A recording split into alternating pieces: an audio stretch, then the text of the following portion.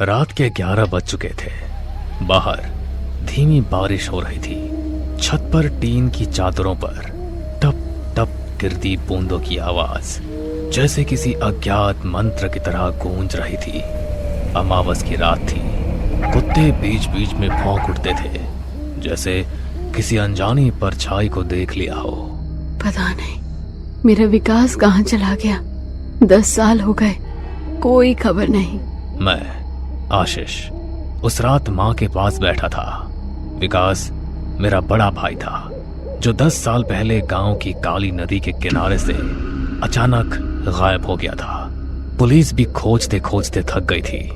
लोगों ने कहा था भूतिया पेड़ के पास गया होगा, चुड़ैल पकड़कर ले गई होगी। माँ रात भर जागकर उसकी याद में रोती थी। मुझे विकास की बातें याद थी, उसकी हंसी, उसकी शरारतें, और आखिरी वो दिन जब उसने मुझे कहा था, आशीष मैं जल्दी आ जाऊंगा, डर मत।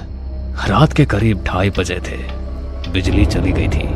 मैं माँ को समझा बुझाकर सोने गया था कि तभी मुख्य दरवाजे पर दस्तक हुई। बारिश रुक चुकी थी। कुत्तों ने जोर से भौंकना शुरू कर दिया। मैंने टॉर्च उठाई, दरवाजे की ओर बढ़ा और कांपते हाथों से कुंडी खोली। दरवाजे के बाहर कोई खड़ा था। भीगी मिट्टी की गंध और सड़ी घास की महक हवा में खुल गई। भाई, मेरे मुंह से निकला। वो बिल्कुल मेरे सामने खड़ा था। विकास, जैसे का तैसा, वही चेहरे की मुस्कान, वही नजरें, लेकिन कुछ अजीब था। उसकी आंखें लाल थीं और उसके कपड़ों से मिट्टी गिर रही थी, जैसे वो कहीं मिट्टी में दबा हो। आशीष, माँ को मत जगाना, मैं आ गया। मैंने उसे अंदर बुला लिया। माँ की आंख खुल गई और वो बेटे को देखकर चीख पड़ी।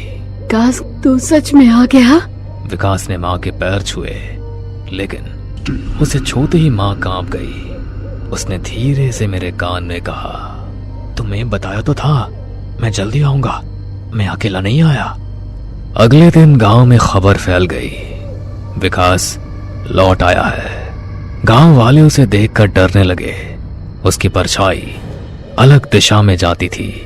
उसका चेहरा बिना पलक झपकाए कई मिनट तक स्थिर रहता।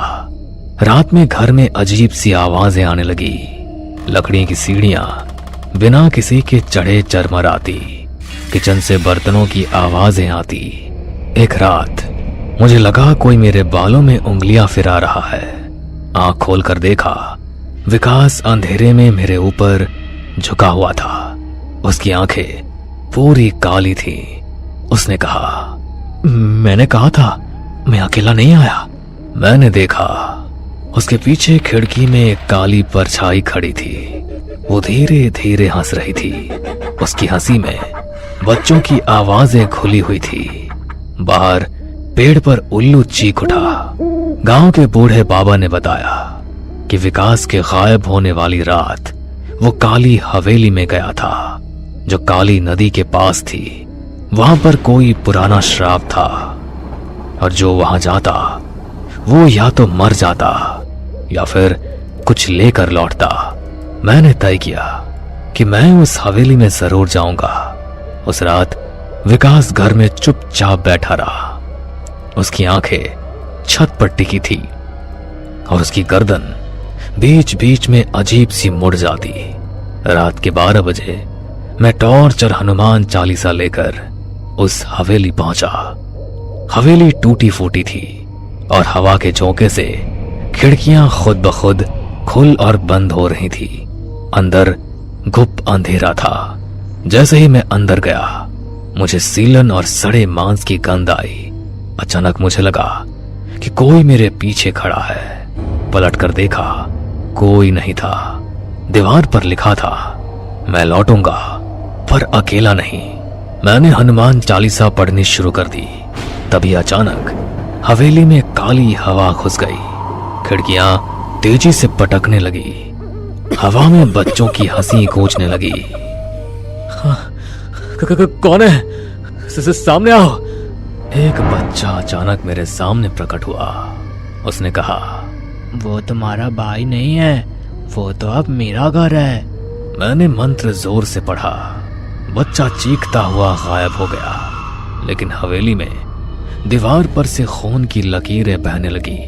उन लकीरों ने आकार लिया और लिखा, अगर विकास को बचाना है तो उसके लौटने की 13वीं रात, जो कि अमावस की रात है, तब आना अकेले। विकास जिस दिन घर लौटा था, उस दिन के 13 दिन बाद फिर अमावस आई। उस रात विकास ने मुझे देखते ही कहा, आज मैं जा रहा हूं। विकास का चेहरा अचानक नीला पड़ गया। उसकी आंखों से खून बहने लगा। उसने कहा था वो मुझे छोड़ देगा अगर मैं किसी और को लाऊं। अब तेरा नंबर है आशीष। मैंने हनुमान चालीसा पढ़ना शुरू किया तो विकास चीखने लगा। उसकी चीख इतनी डरावनी थी कि खिड़कियों के शीशे टूट गए। कुत्ते भौंकने लगे। तभी काली हवा फिर आई और एक साया विकास के शरीर से निकलकर मेरे सामने खड़ा हो गया। उसके हाथ लंबे थे, नाखून खून से सने हुए थे। उसने फुसफुसा कर कहा, अब मैं तेरा घर हूं। मैंने मिट्टी से बनी वह राख उठाई जो पंडित जी ने दी थी और साए पर फेंकी। साया जोर से चिल्लाया और हवेली के पीछे की दीवार में समा गया। विकास गिर पड़ा। कुछ देर बाद विकास ने धीरे धीरे आंखें खोली। उसकी आंखों का काला रंग खत्म हो गया था। उसने कांपती आवाज में कहा, भाई मुझे माफ कर दे, मैं नहीं चाहता था, पर वो मुझे छोड़ता नहीं था। मैंने उसे गले से लगा लिया, लेकिन तभी उसने मुझे धक्का दिया। भाग जा, वो वापस आ रहा है। काली हवा फिर आई और विकास की आंखें फिर काली हो गई। उसने खिड़की से छलांग लगा दी और अंधेरे में गायब हो गया।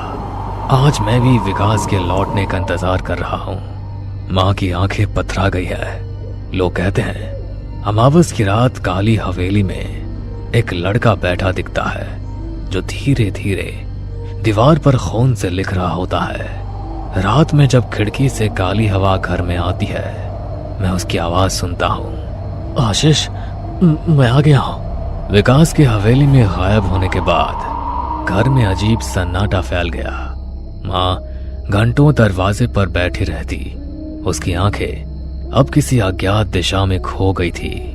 रात के ठीक 1:20 पर खिड़की के बाहर किसी के कदमों की आवाज आई। मैंने पर्दा हटाकर झांका। बारिश की बूंदें मिट्टी में गिरकर कीचड़ बना रही थी और उस कीचड़ में नंगे पांव चलता कोई दिखा। विकास। उसका चेहरा साफ नहीं दिख रहा था, पर उसकी गर्दन अजीब तरह से झुकी हुई थी, जैसे किसी ने पकड़कर मरोड़ दी हो। मैंने धीरे से खिड़की खोली। भाई। उसने अपना चेहरा उठाया। उसकी आंखें पूरी काली थी। उसके होठों से मिट्टी और खून की बूंदें टपक रही थी। तूने मुझे बुलाया था ना, मैं आ गया। विकास घर में घुसा। उसके कदमों के निशान गीली मिट्टी में बनते जा रहे थे। माँ गंदगी हटाने के लिए उसके पैर छूने गई, लेकिन विकास ने उसे रोक दिया। उसकी उंगलियों में अजीब सी ठंडक थी, जैसे बर्फ पर रखी लाश की उंगलियां हो। रात में विकास एक जगह बैठा दीवार की ओर देखता रहा। उसकी गर्दन कभी दाएं कभी बाएं ऐसे घूमती थी जैसे हड्डियां टूट गई हो। मैंने हिम्मत करके पूछा, भाई तू कहाँ था इतने दिन? उसने धीरे से गर्दन घुमाई। उसकी आंखों से कालिक हटकर हल्की सफेदी लौटने लगी। वो मुझे छोड़ता नहीं। हवेली में तहखाने में वो अब भी बैठा है। मैं जब सोता हूं वो मेरे सपनों में आता है। उसकी सांसें तेज होने लगी और उसने सिर पकड़ लिया।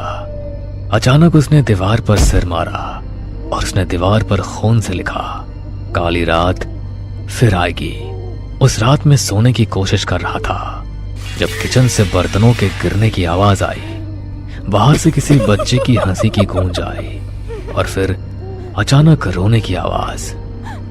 माँ, माँ, माँ। मैं दौड़कर बाहर गया। विकास अंधेरे में बैठा था। उसके चारों ओर मिट्टी बिखरी हुई थी और उसके हाथ में एक पुरानी गुड़िया थी जो विकास के बचपन की थी। तूने मुझे छोड़ा क्यों माँ? वो मुझे अपने साथ ले गया। अब मैं अकेला नहीं हूँ, कोई मेरे अंदर है। अचानक उसने गुड़िया को फाड़ कर फेंक दिया और एक अजीब सी चीख मारी। उसकी चीख इतनी डरावनी थी कि मेरे कान सुन्न हो गए। उसके मुंह से काला धुआं निकला जो दीवार से टकराकर गायब हो गया। मैं अगले दिन गांव के तांत्रिक बाबा के पास गया। बाबा एक पुराने बरगद के नीचे बैठे थे। उन्होंने बिना मेरी बात सुने कहा, हवेली की तह में जो बैठा है वो अब तेरे घर आ गया है। तेरा भाई अब सिर्फ शरीर है, आत्मा उस तहखाने में कैद है। जो तेरे घर घूम रहा है वो उसका खोल है। अगर तुझे अपने भाई की आत्मा वापस चाहिए तो तुझे हवेली में जाना होगा। उस रात जब अमावस की रात हो और सन्नाटा अपने चरम पर हो। मैंने कांपते स्वर में पूछा, बाबा, क्या मैं भाई को बचा पाऊंगा? हवेली के तहखाने में उसका चेहरा मत देखना, वरना वो तेरे अंदर भी उतर जाएगा। अमावस की रात हवेली की ओर बढ़ते मेरे कदम भारी थे। मैंने हनुमान चालीसा और काले धागे बांध रखे थे। हवेली में घुसते ही अजीब सी गंध आई। खिड़कियां अपने आप बंद हो गई। हवा में बच्चों की हंसी गूंजने लगी। आशीष। मैंने देखा तहखाने के दरवाजे पर विकास बैठा था। उसका चेहरा मिट्टी और खून से सना हुआ था और उसकी आंखें अब पूरी काली थी।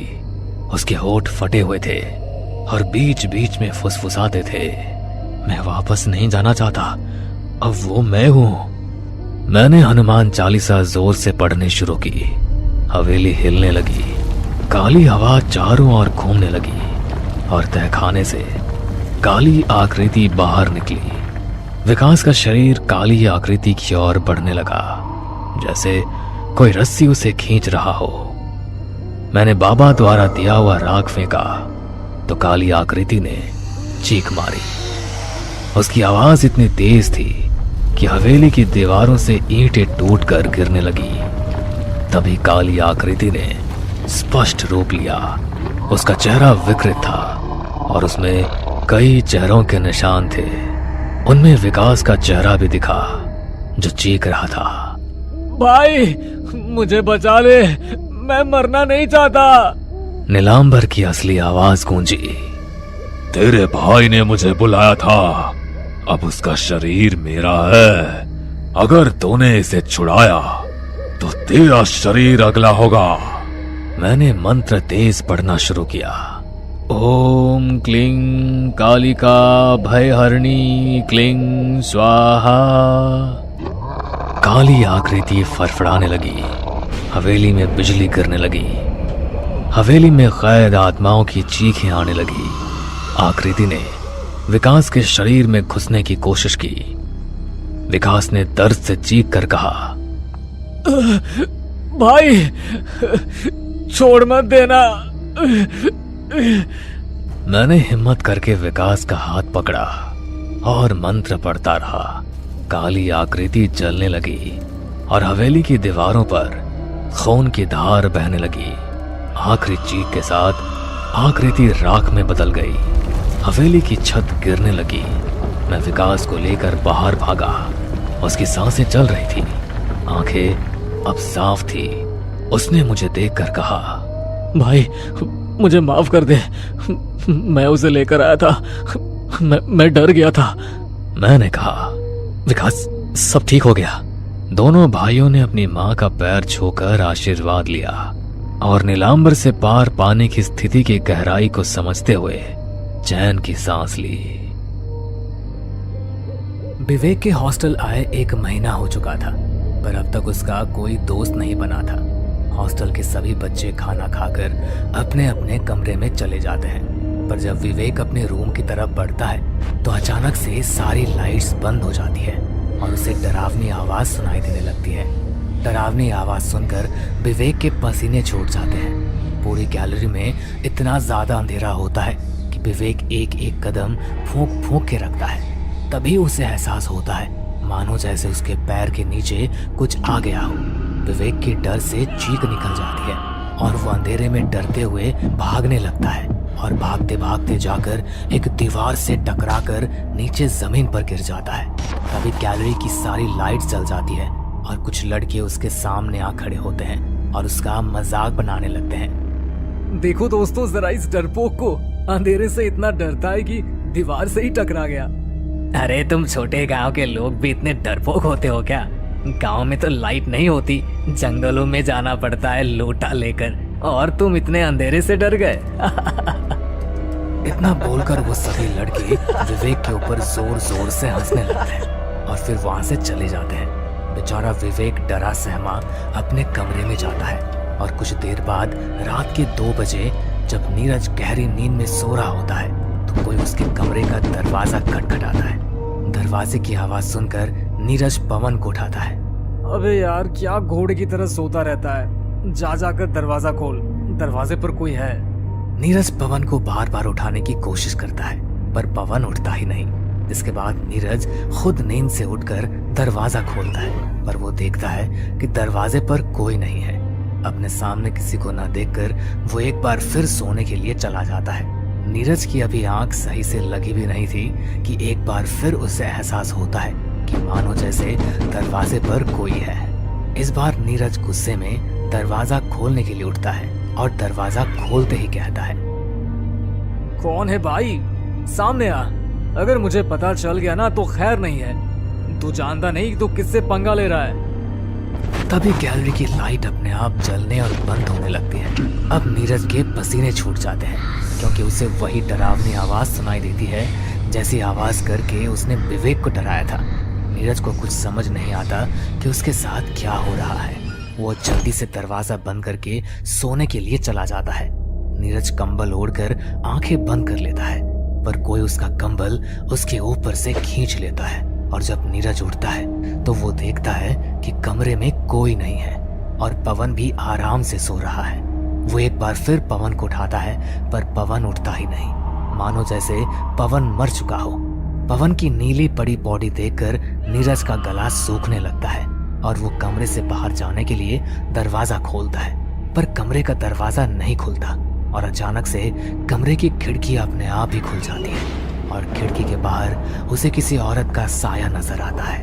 उसे देख नीरज के रोंगटे खड़े हो जाते हैं और वो कमरे के दरवाजे के पास मुंह छुपाकर बैठ जाता है। कुछ देर बाद जब नीरज अपनी आंखें खोलता है तो वो खुद को बिस्तर पर पाता है और पवन उससे कहता है, अबे यार, मैंने तुझे कितनी बार बोला है ऐसे सस्ते नशे करके मत सोया कर। पता है सबको लगा तू मर गया। कब से तुझे उठा रहे हैं, उठ क्यों नहीं रहा था?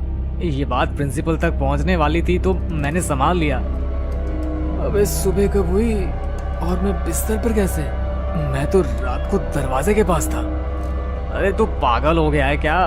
तू घोड़े बेचकर बिस्तर पर ही सो रहा था और सुबह के 11 बज गए हैं। तूने 2 क्लास भी छोड़ दी और ब्रेकफास्ट भी नहीं किया। अब तो बेटा सीधा तुझे लंच ही मिलेगा।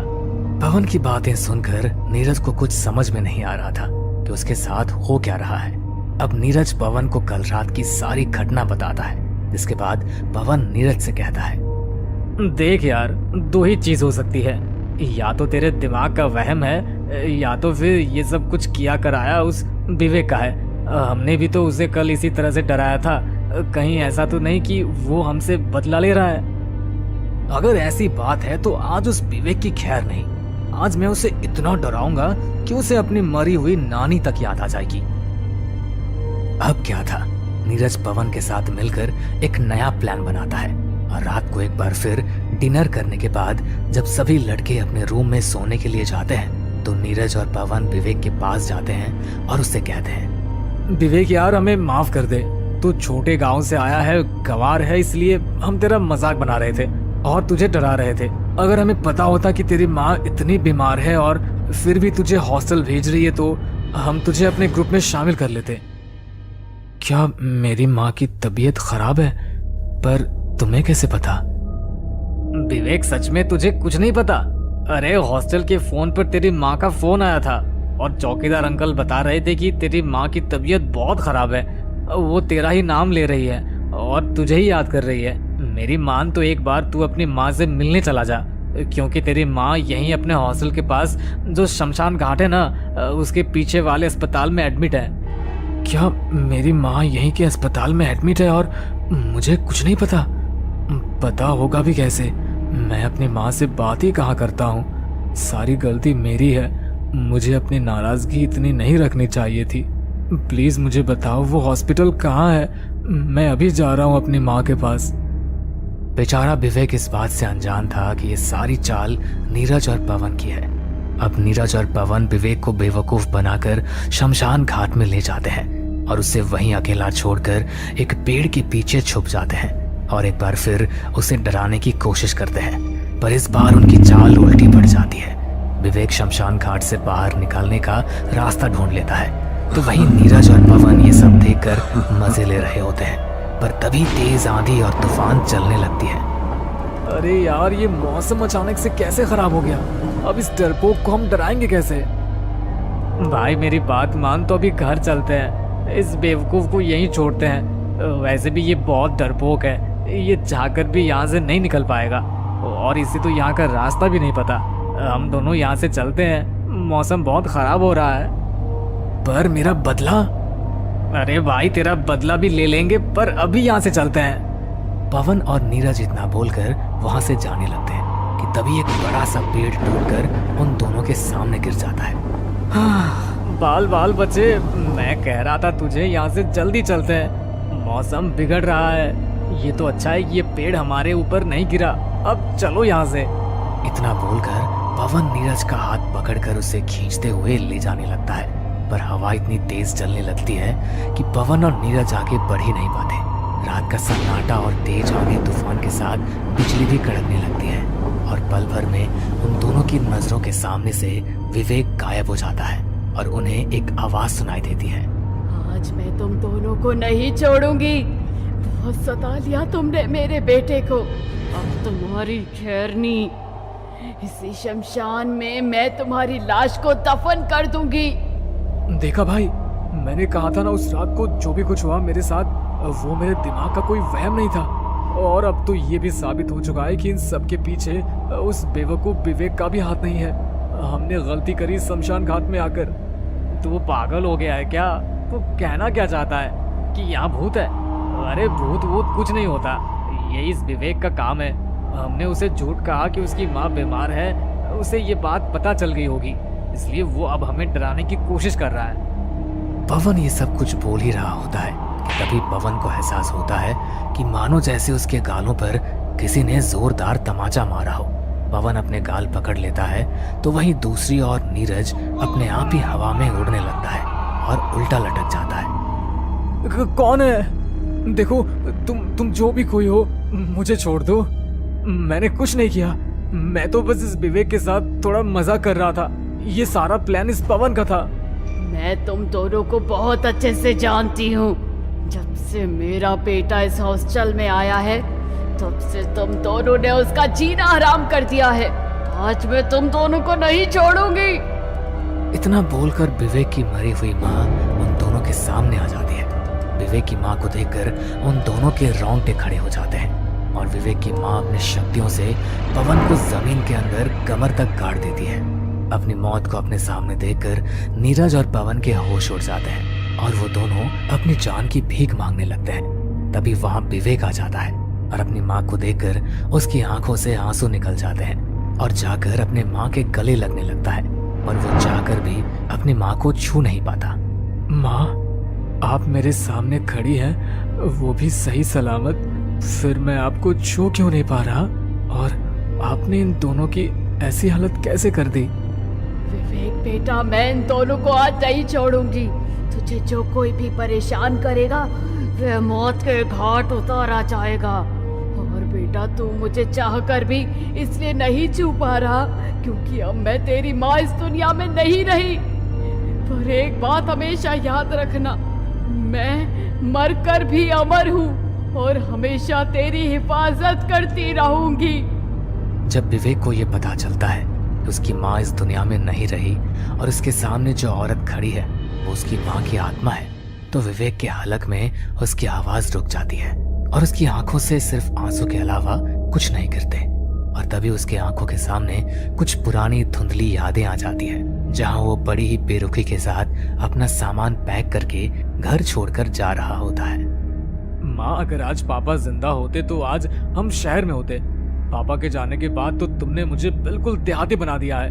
मेरे सारे दोस्त बाहर हॉस्टल में पढ़ाई कर रहे हैं और शहर में नौकरी करने लगे हैं। एक मैं हूँ जिसकी अब तक पढ़ाई पूरी नहीं हुई, पर मैंने भी सोच लिया है मैं हॉस्टल जाकर रहूंगा और तुम मुझे अब रोक भी नहीं पाओगी। और मुझसे बात करने की कोशिश मत करना, तुम्हारा और मेरा रिश्ता खत्म हुआ।